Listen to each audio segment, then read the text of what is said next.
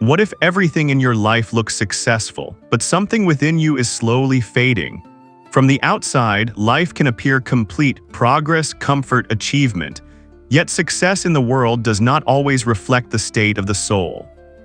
What if your ambition is taking you forward, but in the wrong direction? Ambition for the world is not wrong, but it is meant to be a step, not the destination. Can we call ourselves humble if our desires never rise beyond the world? True humility is not in lowering ambition, it is in elevating it. Where there is no restlessness for knowledge and wisdom, the soul begins to weaken, not suddenly but gradually. What if true ambition is not what you achieve, but what your soul becomes? High ambition is the yearning for knowledge, for growth, and for what endures. The source of true knowledge is living guidance. When the soul turns toward it, it is no longer empty, it begins to live. Life is not measured by what we accumulate, but by what we become. The world may offer success, but the soul seeks meaning. When ambition rises toward knowledge and truth, the soul begins to live again. Do not let comfort hide what is fading within. Recognize, awaken, and move toward what truly endures. Seek high ambition always from your Lord. The second verse directs the seeker to the source of ambition. True ambition does not arise from the ego, desire, or worldly aspiration. It comes from the Lord. High ambition here means yearning for divine knowledge, not for status, comfort, or recognition in the world. The Janan implicitly refers to a city with a gate. No worldly city exists where knowledge itself is a city and light are its destination. This is not a geographical city, it is the personal world. The famous hadith becomes its living tawil here. Ana Madinatul Ilm wa Ali Yun Babuha. I am the city of knowledge, and Ali is its gate. This is not merely a statement of honor, it is a map of the spiritual journey. Knowledge is not accessed randomly, nor by force, nor by intellect alone. Every city has an entrance, and without the gate, the city remains unreachable. Thus, seeking high ambition means aspiring to enter the city of knowledge through its gate, which in every age is the sacred light of the Imam of the time. To desire anything less is low ambition. To desire this is the highest aspiration of the soul. Seek high ambition always from your Lord. This call is not toward worldly ascent, but toward the elevation of the soul. Sayyid Nasir-i Khusrau, Radi Allahu Anhu, teaches that ambition is revealed by what the heart longs for. A low ambition settles for comfort and appearance, while a high ambition yearns for certainty, understanding, and lasting light. To seek high ambition from the Lord is to ask for growth of the intellect, for purification of intention, and for a heart that prefers what endures over what quickly fades. Such ambition does not cling to imitation, nor does it wander without direction. It advances under living guidance, moving from outer practice to inner meaning, from sound to wisdom, from form to reality. When the soul chooses patience over haste, recognition over habit, and the unseen future over immediate gain, it is being raised degree by degree, from heaviness to light, from restlessness to certainty, until it becomes fit to receive a light that neither sets nor diminishes. And so the soul learns that high ambition is not something it achieves by itself, but something it continually seeks, again and again, from its Lord.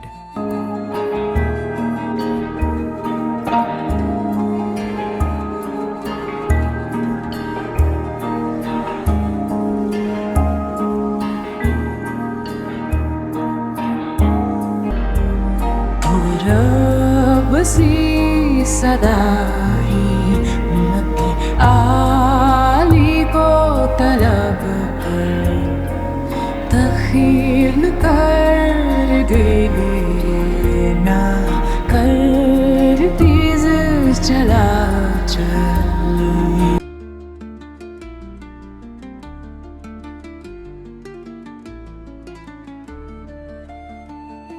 Ya Ali Madad Rahima, wonderful and happy to see. You say the journey of life is not only physical. What does that really mean? We are born, we move, we work, we age. Surely that is the journey. Mala Ali Madad Rahim, thank you. You know, discussing faith has this special blessing. The answer to your question, that is only the visible journey.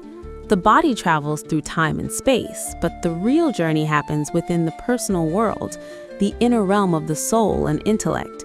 Without movement there, a person may live long yet remain spiritually stationary. But if someone performs rituals, travels for faith, and follows religious forms, isn't that progress? Outward actions are necessary, but they are not sufficient on their own. A person can walk many miles with the body and still take no step with the intellect. Islam does not accept this imbalance. The outer form exists to awaken the inner reality, not to replace it. Why is the inner journey described as more difficult than the outer one? Because the outer path is visible and measurable, while the inner path is hidden and subtle. In the personal world, one must cross ego, heedlessness, fear, and ignorance. There are no signposts there. Only awareness and recognition guide the way. Is there guidance from the sages on this inner imbalance? Yes. Sayyid Nasir-e Khusro, Radi Allahu An, warns very clearly, if form were enough, idols would have been alive. Meaning comes only to the one who awakens the intellect. This tells us that form without meaning is lifeless, no matter how impressive it appears. So the straight path itself is inward? Exactly. Its difficulty is not in distance, but in depth. The straight path passes through the personal world of the Imam, where the intellect must awaken and the soul must be refined. Without this inner movement, the outward journey remains unfinished. If the straight path is inward, why do so many remain satisfied with ordinary knowledge and a basic understanding of faith? Because they mistake the foundation for the destination. The intellect was not given merely to survive in the world, but to ascend towards higher spiritual realities. When worldly education or inherited belief becomes the ceiling instead of the starting point, the soul remains grounded, and the inner journey never truly begins. Then what role does the guide of the time play in this inward journey? The guide is not sent to manage what the intellect can already grip, but to illuminate what it cannot reach on its own. Worldly affairs can be learned through effort and experience, but the realities of the personal world, the origin of the soul, and the path to certainty require living guidance. Without seeking this higher light, the gift of intellect remains underused. If God has already given guidance and intellect, why do so many people remain inwardly poor and ungrateful? You are referring to the blessed verse in the Quran, Surah Al-Ibrahim 14:34. He has given you everything. Many recognize only what is visible and immediate. God has given human beings everything they have asked for, whether through spoken prayer or silent inner longing, both actually and potentially. Yet the greater portion of his gifts lies in the spiritual and intellectual realm, which requires awareness, knowledge, and action to receive. The Quran says that God's favors cannot be counted. What kind of favors are these? They are not limited to material blessings.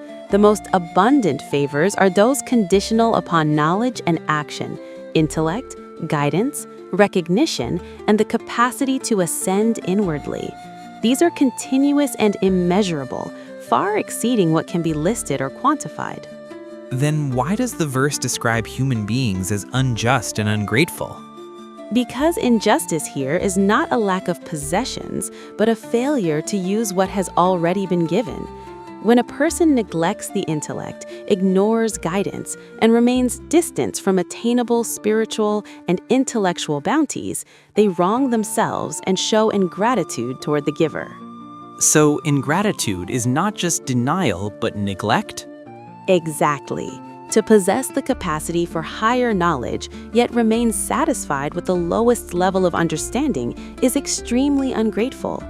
God has opened the path and provided nourishment, but the seeker must step forward to receive it. Study the word kufur, Quran 7:3. What happens when a seeker asks only trivial or worldly questions? The soul remains confined to the lowest level of movement. To seek only mundane guidance from one sent to unveil higher realities is like using a celestial map to navigate a single street. Ascent begins when the questions themselves turn toward meaning, recognition, and light. Then what is the true measure of progress? Not how far the body has gone, but how much light has entered the intellect. When the inner world begins to move toward truth, the outer journey finally finds its purpose. Think, aren't the Imam's blessing really for the soul and intellect? You say the most difficult path of life lies in the personal world. Why is this inner path harder than the outer one? Because in the personal world, a person cannot escape themselves. On the outer road, one can be distracted by people, routines, and scenery. But inwardly, one must face ignorance, attachments, illusions, and the veils created by the self. There's nowhere to hide there. But many people walk the same physical road together. Doesn't that make the journey easier? Exactly. And that is why it is different from the inner path. The physical road is shared, visible, and supported by others. The personal world is traversed alone. No one can walk it on your behalf. It is guided only by divine light and true guidance, not by crowds or customs. Why is crossing this inner terrain essential for the salik? Because without it, the outer journey remains superficial. A salik may perform actions and follow forms, but if the inner world remains untouched, the journey does not reach its purpose. Inner transformation is what gives meaning to outer practice. What makes this inner struggle so intense? Maulana Ali alayhi salam explains it clearly.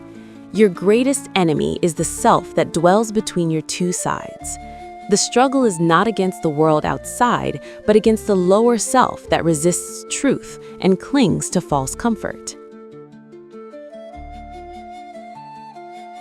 In the world as we see it, Zaidan believed paradise to be gardens of comfort, palaces of honor, and rewards measured by the senses. Hell, he thought, was fire, loss, and worldly suffering. His understanding was complete in its limitation. One day, at the edge of his familiar city, he encountered Pir Shahryar, a figure radiant yet faceless, whose presence seemed to bend the light around him. The Pir spoke, "Race toward forgiveness from your Lord, and to a garden whose breadth is like the heavens and the earth." Zaidan frowned. "A garden like the heavens and the earth? How can this be?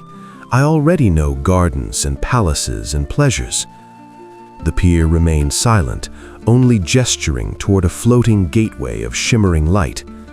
"Hasten, move swiftly, vie in what you do. Delay veils the soul," he said, his voice like the echo of stars. Zaidan hesitated, still clinging to the world he knew, unsure why he must move, why he must hurry. Yet the glowing path before him pulsed gently, inviting, insistent, impossible to ignore. As he stepped forward, the ordinary city seemed to split. Beneath him lay the familiar dim city. Above, a luminous city mirrored the first, radiant, infinite in scale. Zaidan could not yet comprehend it. "This garden," Pir Shahryar said, "is not as your eyes imagine. Its breadth is in the subtle body, in the universal soul. What is scattered outside is united within." Zaidan could only stare. He tried to imagine what the pier meant. He could not. Further along the path, glowing threads shimmered, labeled knowledge and action, shimmering threads only partially visible to Zaidan. The pier spoke again. Those who excel here are nearest to God. Knowledge without action, action without knowledge, leads nowhere. Zaidan stepped hesitantly on one, then the other, unsure how this differs from what he already knows. Shadows of worldly desire lingered at the edges of the path, but each step he took made the threads glow brighter and the shadows receded. Then, with a gesture, the pier revealed the hidden truth. The world he knew had two forms, dim below, luminous above. The forms he had always trusted were only shadows of reality. "Hasten, Zaidan," the pier said. "This world has two forms. What you grasp with the eyes is only one. The other is what the soul can touch if it strives." Zaidan's mind reeled. Everything he had believed about paradise, about reward, about fulfillment, it was only a shadow. And yet, something in him stirred, a longing he could not name. At the center of the luminous city lay a platform of pure white gold light. The pier spoke. "Here lies all that you desire, and more than you can imagine. Some desires have yet to awaken in you. Seek divine vision, union with the origin, eternal kingdom. These are the rewards for those who hasten in faith and knowledge." Zaidan stepped forward, tentative, hesitant, but compelled. He did not understand fully, yet he felt a pull deep in the heart, the urgency of the soul, the call to move beyond worldly measure. "Hasten," the pier said. "Vie with one another in good deeds. Delay leaves the soul behind. Each step raises it degree by degree." And so Zaidan walked, step by step, into the unknown garden, leaving shadows behind, moving toward a light he could not name, toward a bounty greater than imagination, guided by the living presence of wisdom itself. Does this mean the path is severe by design? No. The difficulty is not because God made the path painful. It is difficult because truth removes illusions. When false comfort is stripped away, the self feels exposed, and that feels painful at first. Then why walk such a difficult path at all? Because only this difficulty leads to real peace and certainty. What is gained easily fades easily, but what is earned through inner struggle becomes lasting light. In the personal world, hardship becomes clarity, and struggle becomes serenity. Remember, it is said in the Quran that on no soul does God place a burden greater than it can bear. Surah Baqarah, chapter 2, verse 286. Islam is often described as many practices and rules. Why do you say it is a fixed, straight path instead? Because Islam defines itself as a single, purposeful path, Sirat al-Mustaqim, not a scattered set of actions. Its practices are not random, they are steps on a balanced road meant to be walked with both knowledge, ilm, and righteous action, amal, together. We repeat every day, "Guide us on the straight path." Is this only a request for direction? It is much more than that. This prayer asks for ability, not just to see the path, but to walk it, to persist on it, and to remain upright upon it. It does not mean that the Imam does all the work while we simply wait. In the physical world, a parent holds the hand of a child to help them walk, but on the path of faith, it is the follower who must hold firmly to the hand of the Imam through obedience, effort, and action. Guidance is the strength to walk correctly, not the removal of the need to walk. How does the Quran itself explain what this straight path is? The Quran clarifies it immediately as the path of those upon whom you have bestowed favor. This shows that the straight path is not theoretical, it is embodied in those whom God has guided, those whose lives manifest truth. Are these only figures from the past, like the prophets? No, while the prophets are the foundation, guidance is living in every age. The favored ones include the Imams, the true guides of their time. The straight path is always alive with soul and intellect, never abandoned. So to be guided means to follow these exemplars? Yes, both outwardly and inwardly. Outwardly through obedience and action, and further inwardly through recognition and understanding. Without this inner following, imitation remains hollow. Is there a clearer definition of this straight path from the Imams? Imam Jafar al-Sadiq alayhi salam states it directly. The straight path is knowledge of the Imam. This shows that the path is illumined by living guidance, not abstract ideas. Then the straight path is not just a concept. Exactly. It is conscious, living guidance, walked through recognition, obedience, and light. When knowledge of the true guide awakens the intellect, the straight path becomes clear, firm, and walkable in both worlds. The Quran mentions that human beings are created in 3 layers of darkness. What is the deeper meaning of this? Exoterically, it refers to physical layers in the womb, but esoterically, it points to a profound truth.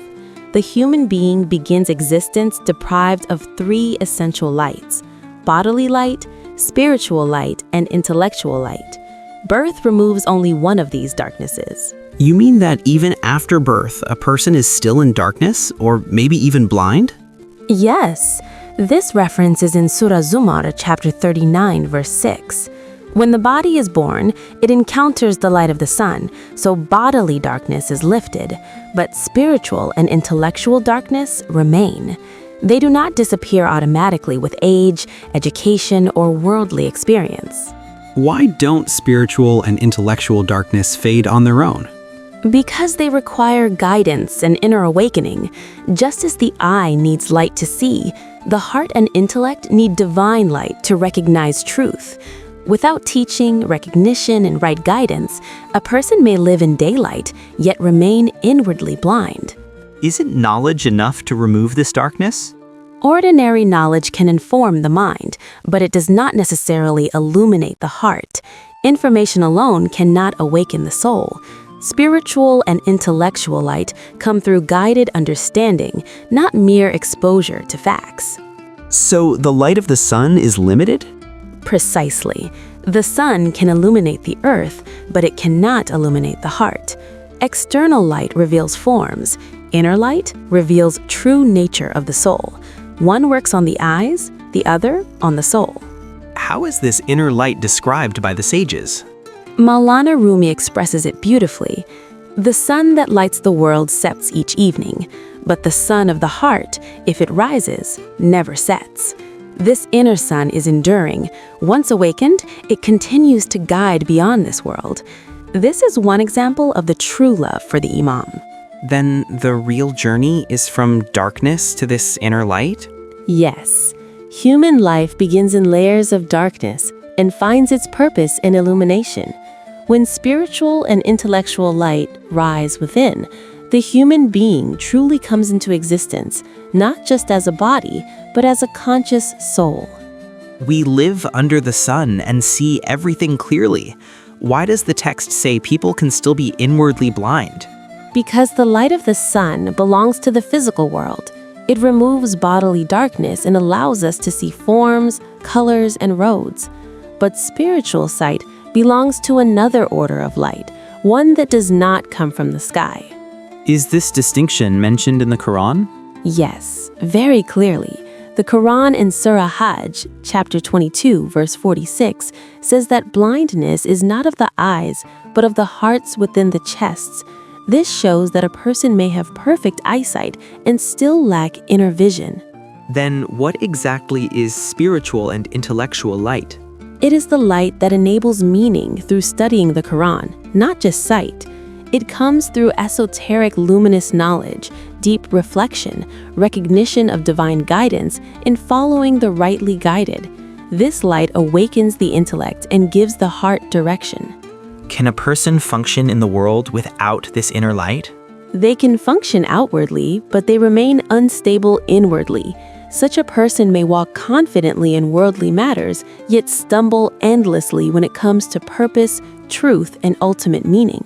The Imam is the sun of religion and of the souls. Final reflection.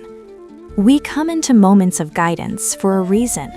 Each encounter with faith, wisdom, and remembrance is an invitation, not merely to listen, but to grow. To arrive at such moments is already a blessing, yet the true value lies in what we carry forward within ourselves. If we leave unchanged, it is not that guidance was absent, but that its call was left unanswered. In this life, we are given brief glimpses of a greater light, enough to awaken the heart, enough to stir questions and longing. These glimpses are not meant to overwhelm us, but to gently turn us inward, encouraging us to seek more deeply, to reflect, and to refine our understanding. They remind us that faith is a journey, not a resting place. The Quran speaks of a day when faces will be different, some bright and hopeful, others heavy with regret. This difference is shaped slowly through the choices we make each day, whether we respond to guidance with effort and sincerity or remain satisfied with what is familiar. What appears outwardly in the end reflects what was nurtured quietly within.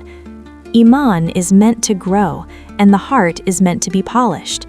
The path invites us not only to believe, but to recognize, to allow knowledge, remembrance, and guidance to transform us gradually. When we engage with faith in this way, we do not merely pass through moments of light, we begin to reflect them. Every opportunity to learn and remember is a gentle opening. When we respond with sincerity, we leave enriched, carrying more clarity, humility, and purpose than before. And in doing so, we prepare our hearts for the day when that light will no longer be glimpsed, but clearly seen. We invite you to reflect further by studying the Quranic verses referenced here, Surah Al-Qiyamah 75:22-24, and allow their meaning to unfold within your own heart.